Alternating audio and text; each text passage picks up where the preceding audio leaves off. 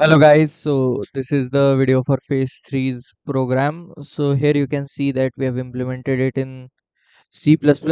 So these are the header files that we have to include, and apart from this we have defined some preprocessor directives. In better way we can say that we have implemented some constants where time quantum is set to 10 and is set to 40, size is set to 300 and k is set to 4. So we know that k points to the word and each word is of 4 bytes. Size of the main memory is 300 into 4, that is 300 into 4 words, that is 300 words, right? Later we have created enumeration of named task and status, where task has is, os, ld, rt, wt, and a status has loading, loaded, ready, execute, terminate, ready, write.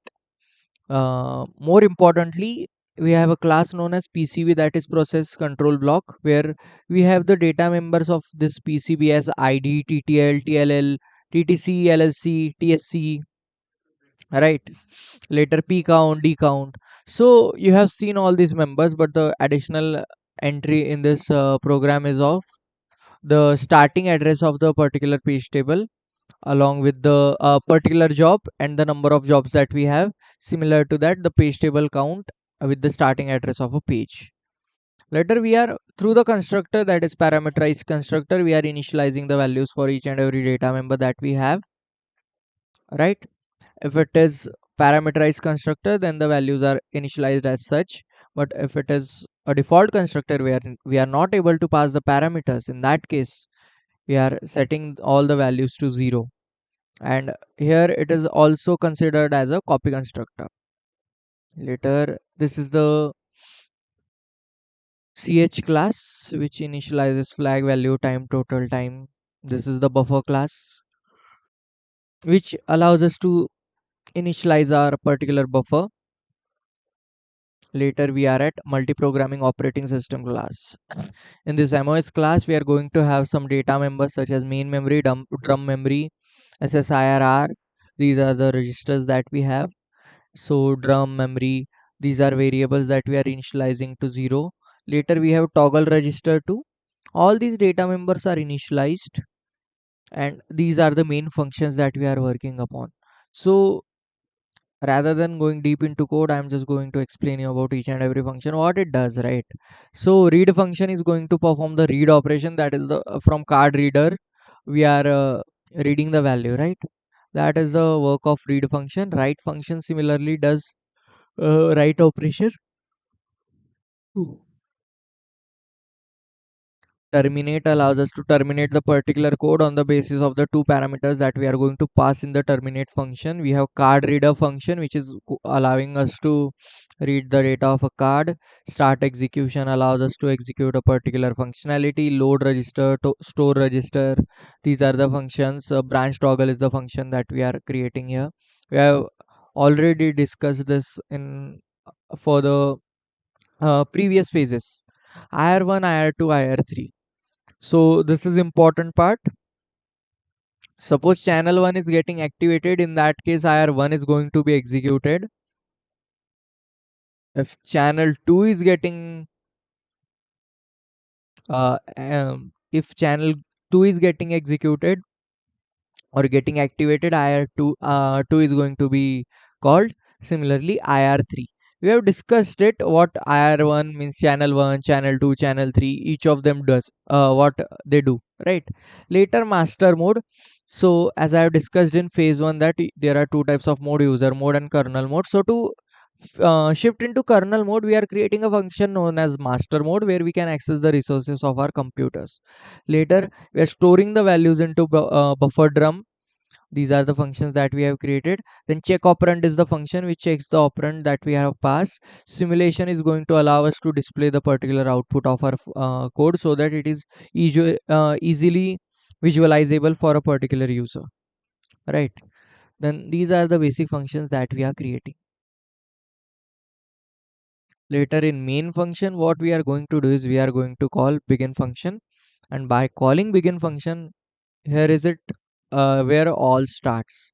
In begin we are setting timer to 0, where it is the global timer, and initialization is done.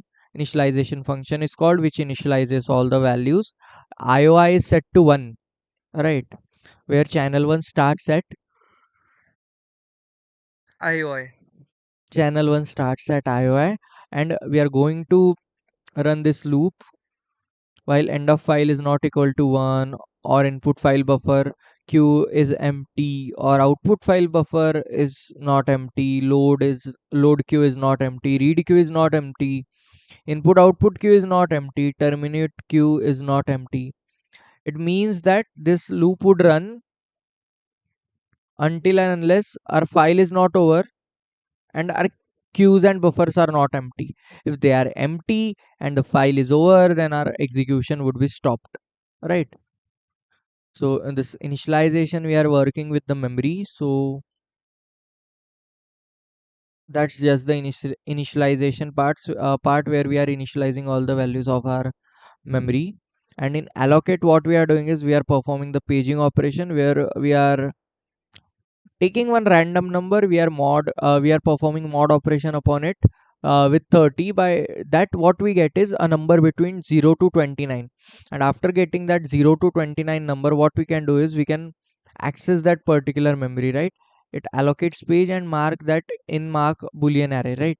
So random number is generated, it is mod with 30, where a number that is given as an output is within 0 to 29.